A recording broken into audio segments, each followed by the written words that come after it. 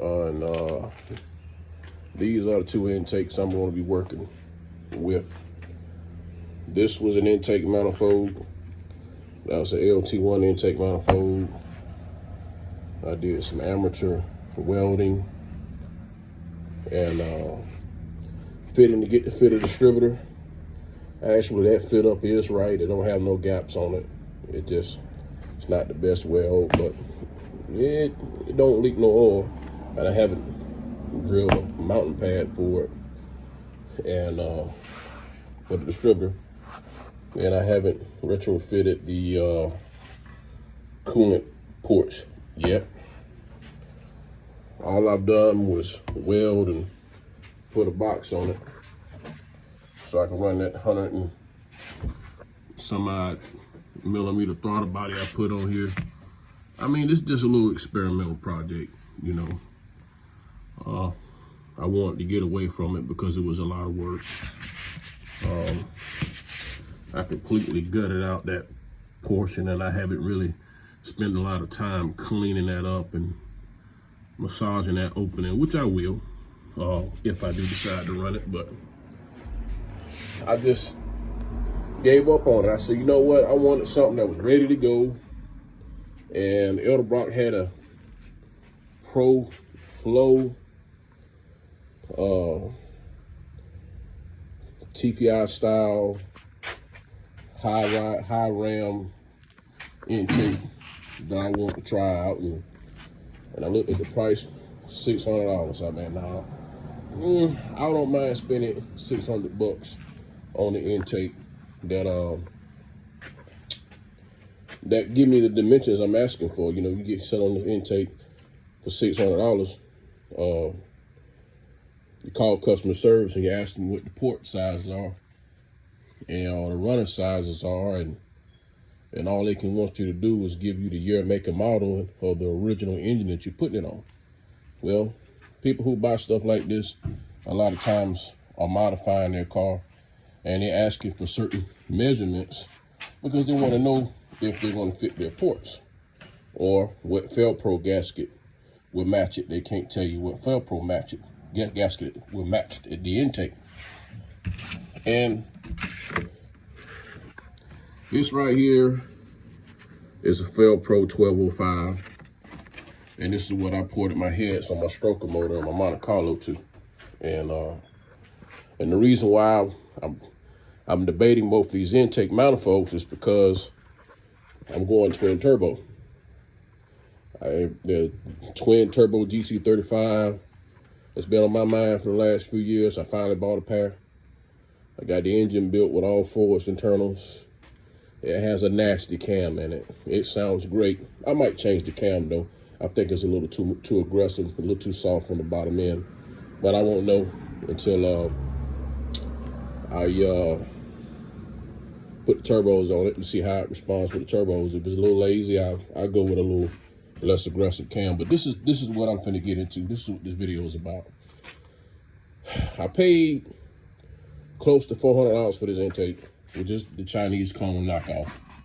And I should have known better, but I'm not gonna be the only one looking at this intake. And I had a little dispute with these guys, and I had some complaints about the quality of the craftsmanship. Now, as you see right here on these machine marks, you look closely,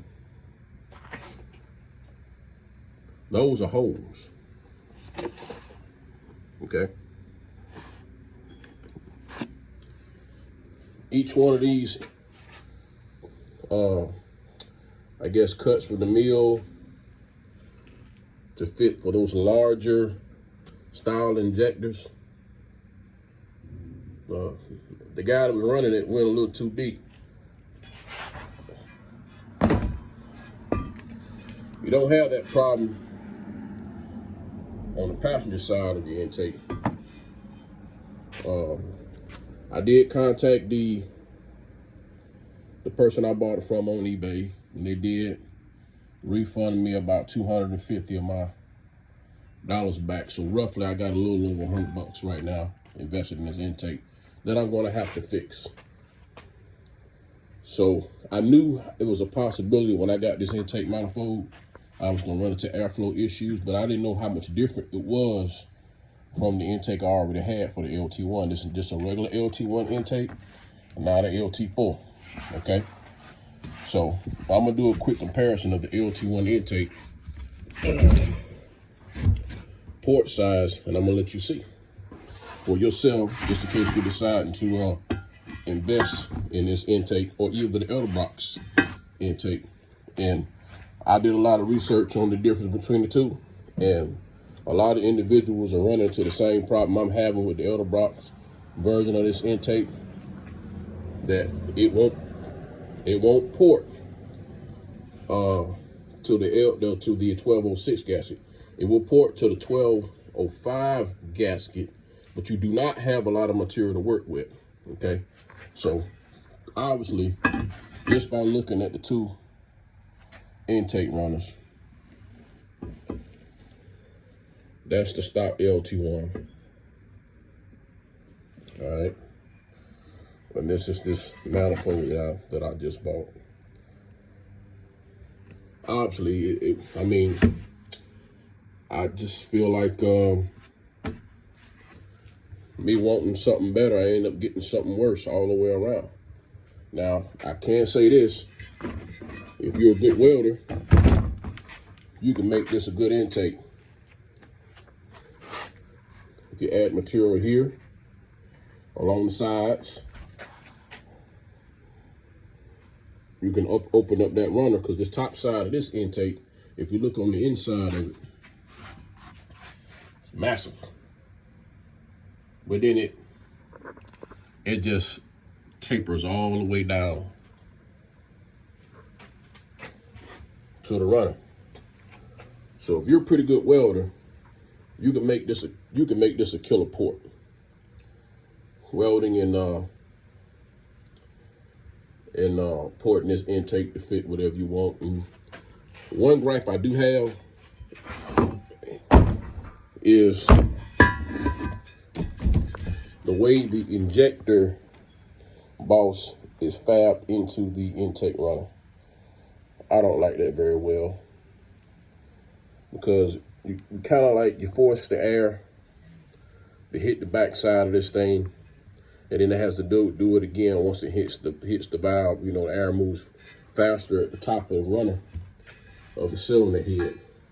Yeah, that's the top of the runner, and you got that boss protruding in there.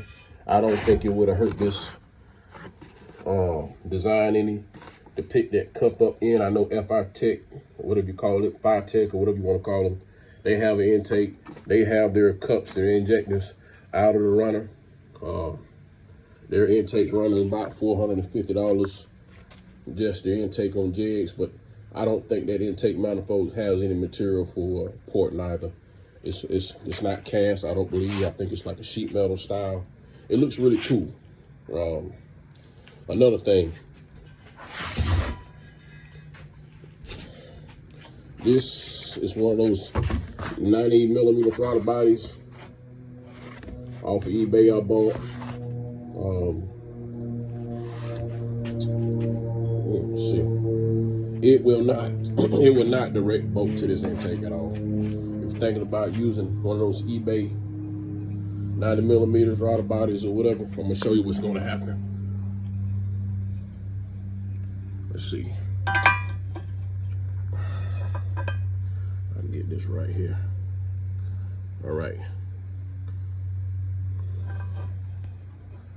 All right, y'all bear with me. Okay, the two top bolt holes are lined up, but not the bottom. All right, it don't matter. I don't think it matters what direction you're turning. Let's flip it the other way. Let's see. If you flip it the other way, the same thing. Two top bolt holes line up, but not the bottom. Also, the inside of this intake manifold will have to be ported to fit this throttle body to get it to work. Me personally, I'm just gonna put some studs in there, drill out whatever necessary portion of this throttle body I have to drill out. I might weld it up first, then drill it out right. It's a cheap little throttle body just to get me started until I can find a direct fit. They may have a direct fit. I don't know. My honest review on my purchase of this intake, I probably should have waited until FI-Tech gave me the dimensions I was looking for in the intake runner. They did not offer any dimensions of the intake runner when I asked. I did call them.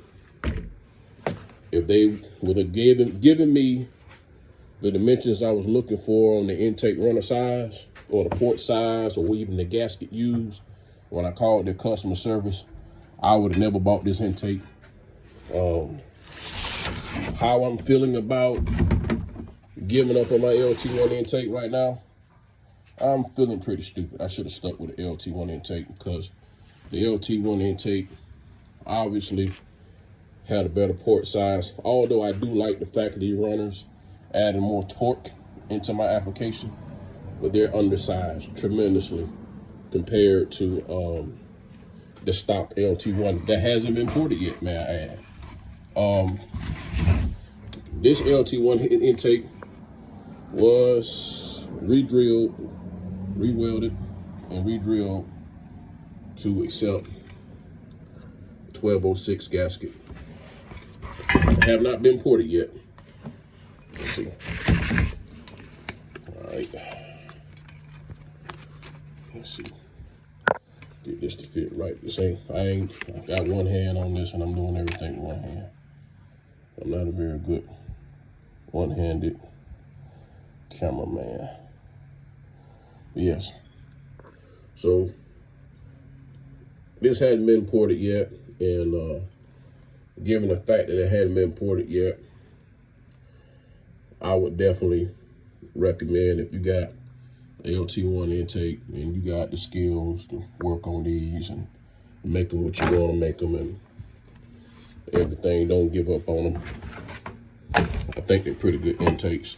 There are a lot of guys very successful running LT1 intakes. Me, I'm just getting familiar with them, and I'm using this one on a small block Chevrolet. I'm going to have it sandblasted, and I might even get it on those carbon fiber dip things to make it look real nice with a nice clear coat and everything on it. Since I do have money tied up in this intake manifold, what I'm going to do is I'm going to work on it. I'm going to fix it. I'm going to start by fixing these holes. And I think what I'm going to do first is, I'm probably just going to port match the holes, you know, the best I can to this gasket. I'm not going to remove a lot of material and just run it like it is until I get this one done the way I want, and I'm just going to swap them out until I get this one welded and with all the extra material in the runners and everything. I'm going to have someone that's a better welder than I am, obviously, to take their time and put me about a 1/4 inch worth of bead from here to here and extend that out with some weld. Pay somebody that's very good, that has the equipment to add the material where I want, and then I'm going to get that sucker ported.